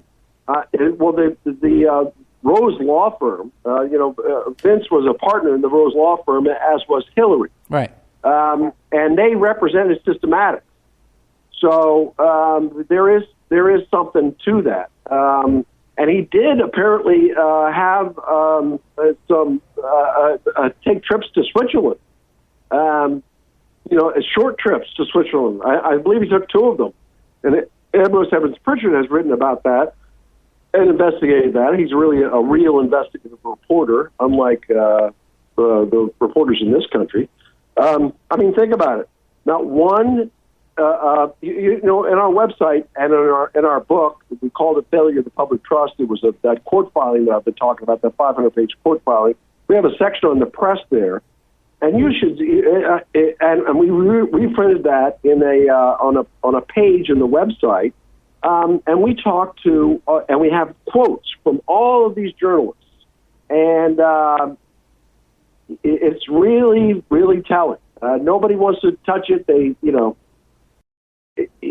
I've had arguments with people about, how is it that all these journalists can be so dishonest and not want to get. And aren't they competitors? Don't they want to get the story? Well, that's just not the way news media in this country works. You don't get to be a reporter in a major and last if you go after stories that are not that your editor doesn't want you to. You get run out of the business. You don't make it to be a Sam Donaldson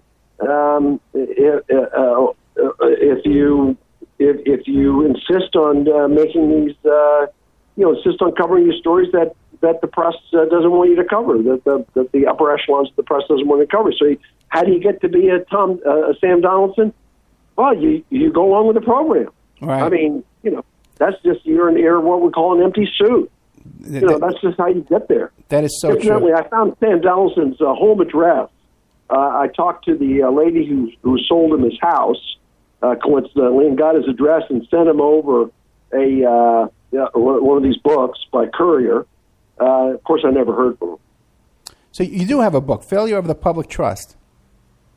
Well, that's the court filing. We published it as a book after we filed it.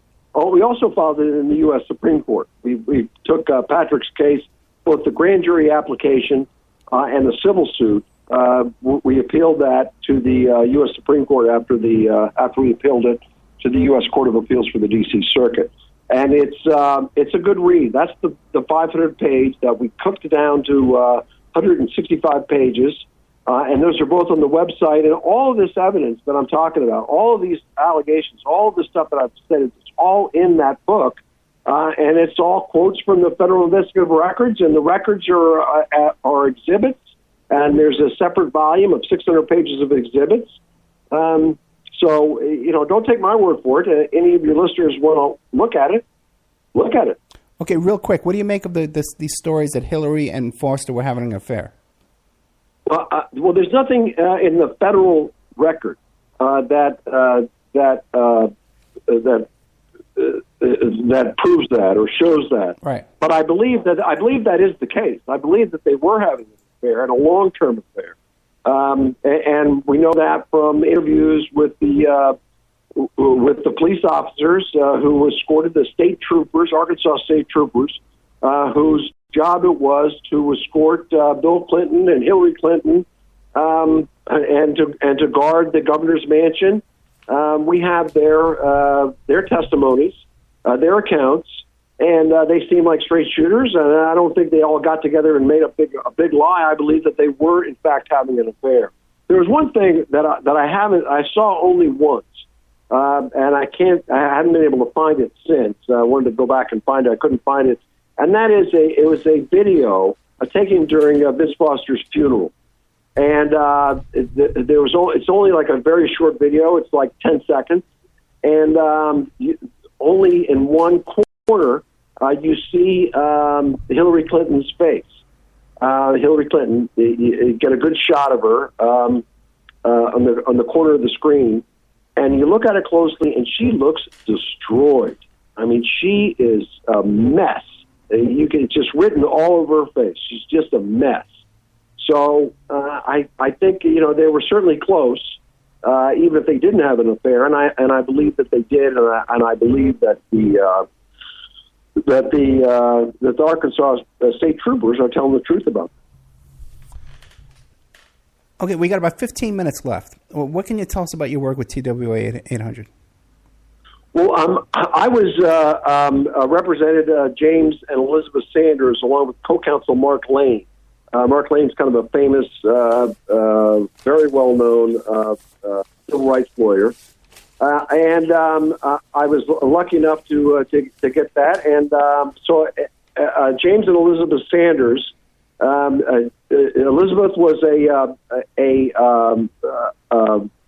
was an employee of TWA, and James was an investigative journalist and had written books about POWs. That was kind of his area of expertise. In any event, James wrote an article called in the Press Enterprise, Southern California Press Enterprise. It had a very large readership in Southern California. He was the source for an article and contributed to a very long article entitled TWA Flight 800 was nailed by missile fire. And it had a map. It had a lot of things in it, and it was a very detailed description. And for those of your listeners who maybe weren't around then or younger, in July 17th, 1996, TWA Flight 800 with 235 passengers went down off the coast of Long Island. It was brought down by missile fire. There were over 200 witnesses who saw the missiles go up, hit the airplane, and the airplane come down. In Vince Foster's case, by contrast, there were no witnesses that we know about, but this one, 200. In fact, there were 673 people who saw various stages of the disaster, and about 200 of them saw the missile or missiles. Apparently, there was more than one. So, in any event, it was kind of a major cover-up. And so, this article that appeared in the Press Enterprise said that James Sanders had a source inside the investigation, and that he had taken some, and that the source had given him some portion of the aircraft that was suspected to have solid missile fuel residue on it, and he was having it analyzed by an outside source. The FBI was lying repeatedly about what it was that they found in their investigations or in their probe. And when that happened, they tracked down James Sanders. They tracked down his source. They went through his telephone records and found out who the source was. And they threatened him. Initially, they said, you tell us who your source is, who was, or we're going to convict you, we're going to prosecute you. And that's exactly, he wouldn't do it. And that's exactly what they did. They prosecuted him and his wife, Elizabeth. Her big crime was she introduced, she was contacted by the source, which was Terrell Stacy, a TWA captain who had flown that very aircraft from Europe to Long Island the day before, and he was on the probe, the party process. They have a lot of different parties in it, and he wouldn't give them up, so they prosecuted him, and they convicted him. And they convicted him of kind of an obscure statute that was passed on in the aftermath of the Value Jet disaster, where people were taking scavengers were taking pieces of the aircraft. So they passed a law said that's a criminal offense. It's a felony. So that's what they. So he's obviously an investigative reporter doing his job, and they convicted him of conspiracy to remove parts from an aircraft involved in an aircraft investigation. Air crash investigation. In any event, we filed suit against, and that's a very interesting case and a very interesting lawsuit. That case was transferred to New York. We couldn't get jurisdiction in the District of Columbia, and eventually that was dismissed. That did not go forward. I don't really know exactly why. I wasn't part of that lawsuit at the time. And then I was in Northern California on my way back. I got a call from Ray Lair, who was a retired airline captain and an air crash investigator himself. And he said that he was in federal court in the Central District of Los Angeles, where he lived, and said that he's having some problems with his lawsuit. He was pro se, doing it on without the help of a lawyer. And so I was on my way back from Northern California, and I stopped in, and we met, and I took his case, and we went forward, and that case went on for a number of years, like 6 years, and then we finally hit the ball out of the park. We filed 27 affidavits from fact and expert witnesses in that case, and the judge came down and said that the government acted, he repeatedly said he wasn't going to decide, he wasn't going to rule whether or not it was missile fire. But he did say at one point that 100 people saw the missile intersect with the aircraft. In any event, he said that he went through all of the evidence and did a very, very thorough job, went through all the evidence that we submitted. The case was against the CIA, the National Transportation Safety Board, and the NSA.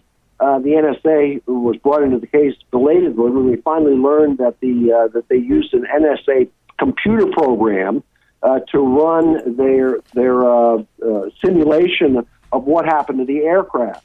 And what they said was that what the government said was that the front of the aircraft was blown off, the front third, and the rear, and it caused a weight imbalance, and the rear 2/3 of the aircraft shot up the better part of a mile. Ray Lair, air crash investigator, knew that was not true. So he was sort of acting in good faith he wanted to explain to the investigators that they had their story wrong, and so he filed a FOIA request for the basis of this Zoom climb conclusion, they called it. And we went forward and we kind of hit the ball out of the park, and the judge went through all of our evidence. He said that he explained, incidentally, the defendants didn't file anything controverting any of our evidence. So the judge took note of that. And he said, well, number one, this explosion from an empty fuel tank is impossible. I mean, this might sound a little strange to your listeners, but jet fuel is not flammable. It's combustible, but not flammable. They can't explode. You have to shake it up and then give it, mix it with air, and then have an ignition source in order for it to explode. And also, the fuel tank was empty. It had been drained. They didn't need all the fuel in the center fueling tank. They drained it, so it was empty and it couldn't explode. It's impossible. I mean, it's never happened before. It's never happened since. And there was, one of our experts said, well, if there really was a possibility, every single 747 would be grounded until they fixed that problem. Air Force One is a 747. They didn't fix that one. I mean, the whole thing's just ludicrous. So there's that, and then so that's impossible. I can go through the evidence, but we really don't have time. Now we got about 5 minutes left. What do you think the missile came from? I think it came from a Navy exercise. The Navy was conducting classified maneuvers in the waters under the aircraft. They had a P3, Orion P3, at 12,000 feet, about 4,000 feet above, as part of these maneuvers. So it was clearly, well, I shouldn't say clearly. We don't know for sure, but there was an exercise there, and there was missile fire. People had reported missiles off the coast of Long Island in the weeks preceding this shoot down. So I think it was a missile fire that went awry. I think what happened was they shot one missile and it was going in the wrong direction, or it was going towards this passenger aircraft, which of course it should have been going towards. I think that they shot off a drone. It was supposed to shoot down the drone, and then they shot off an anti-missile missile with a proximity fuse to go get to shoot down the missile, the errant missile. And they both converged on TWA Flight 800 at the same time. And the one missile shot through it. We know that from the radar evidence, among other things. Shot right through it at something like 1,200 miles an hour. Went right through the aircraft. And then the proximity fuse, the anti-missile missile, exploded outside the aircraft and blew off the front third of the aircraft. I think that most of the people in there had died almost immediately. In any event, so to me, as I say, if it was shot down by missile fire, it wouldn't be one or two stray pieces of evidence would indicate that. It would be all of the evidence, and all of the evidence does tell us the missile fire. That is the laws of physics, the witnesses. The forensic evidence, there was residue all over that aircraft of explosive residue. One piece of explosive residue was reported in the news media, and the FBI came up with this ridiculous story that it was during that it was deposited on the aircraft during a dog sniffing exercise. But that was, they of course never interviewed the person who did the exercise, and they didn't do it on that aircraft. They did it on a similar aircraft that was parked a little bit further down. But that was their excuse, and that was the New York Times dutifully published that. Reed Irvine, I talked about him earlier. He was on this case too of accuracy in media. And he placed a advertisement. It cost many thousands of dollars, a full-page ad in the New York Times, by 6 of the witnesses saying, and this was with the accounts of 6 witnesses, and it was titled, "We saw Flight 800 be shot down by missile fire, and we won't be silenced any longer." Then I went through all 6 of them, what each of them said, all of their accounts. Now, and I talked to all of them, and that was one of our exhibits in the case. Not one journalist called a single one of those people to interview. Isn't that amazing? Okay, John Clarke, thank you so much. The website is FBI Cover-Up, FBICover-Up.com. Thank you so much, John. FBICoverup.com. And let me tell you where Ray Lairs also has a website. If you Google Impossible Zoom Climb, it's all right there. Thank you, brother. Impossible Zoom Climb. Okay, there we had John Clarke. I thought he didn't have enough more information about TWA. That's why I would have gave him more time on it. But the way he sounded, he didn't have that much to share. A couple of things I know about TWA. I've discussed this a couple times. First of all, the couple he's talking about, I've talked to that couple. And they were charged with possessing this debris from the airplane, from the crash. And in the local papers, they were described as scavenger hunters, that were beachcombers, and were enthusiasts, not as investigative reporters. And I have their information. And I have a friend of mine that's very intimately involved with this couple. Well, not a friend, but the other thing is my best man at my wedding was NYPD Harbor Aviation. If you go on YouTube and you look up, I think it's Discovery Channel, NYPD Scuba Cops, NYPD Harbor Aviation. There's a nice little documentary film, and I know all those guys. I know all the guys in the film. They've all been to my wedding. They were all at my friend's wedding. I know all these guys. We've been to bachelor parties together, many functions and events, baseball games. I know these guys, and these are the guys that recovered the debris from TWA 800. A lot of them are former Navy SEALs. They're former Navy. They're former military.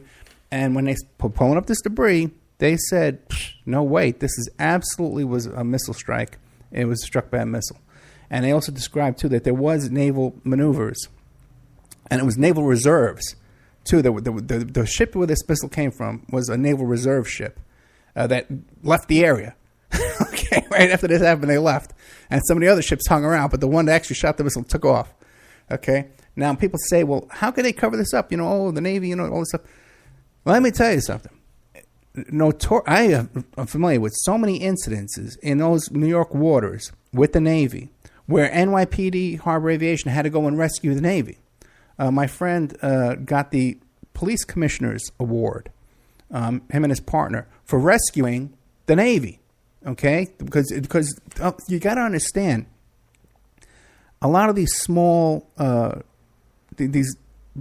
boats, these patrol boats that the Navy has there in the New York Harbor, they're manned by 17-year-old kids. Everyone on the boat is 17 years old, 18 years old, And what happened was, when he got the Commissioner's Award it was snow and choppy, all ice, and these guys got stuck in the ice, and their plan was they were going to jump out of their boat and jump from one piece of ice to the next and try and make it back to land. That's what these kids were thinking before they were rescued by New York City Police Department. There's been other incidents, too, where they've dropped off their .50 caliber machine guns off their boats and dropped it into the water, and NYPD had to come down and recover this equipment. There is galore, all kinds of, I don't even know how to describe it, just incompetence with these Navy patrol boats and these Navy sailboat, maneuver, going on all over the place. So this idea but another thing that happened to this too. Now this happened after the investigation. I've told this story a couple of times too, is that when NYPD Harbor Aviation was there, they were landing near this, they had a base of operations, and they were landing their helicopters there, and they were taking off and landing there. Some guy showed up and claimed to be from the Army Corps of Engineers and says, "We got to build a helipad here. We need to order this asphalt. We need to bulldoze to come here and create a helipad for you. This is unsafe." It turned out that the guy was a total hoax. The guy had nothing to do. The guy had no credentials or anything, but he just showed up and started barking out orders, and they built a whole freaking helipad, and all this was covered up. So this idea how stuff can't go on like this, it goes on galore, guys. Okay, this kind of stuff goes on like crazy. Listen, if you enjoyed tonight's show, please, OppermanReport.com, become a member and help support the shows. We're really getting low on memberships, and I'm sticking my neck out here on a lot of stuff lately. With this megaphone for these marches we're doing down here in town, and I'm starting to get my resources stretched real thin. So if you can help out by becoming a member. There's a lot of new content in there. We just put up 3 new shows in there. I got a whole bunch of shows planned this week. And we got William Ramsey's Help Me Book shows. William Ramsey's coming up next, by the way. And then after that, Nick Drago.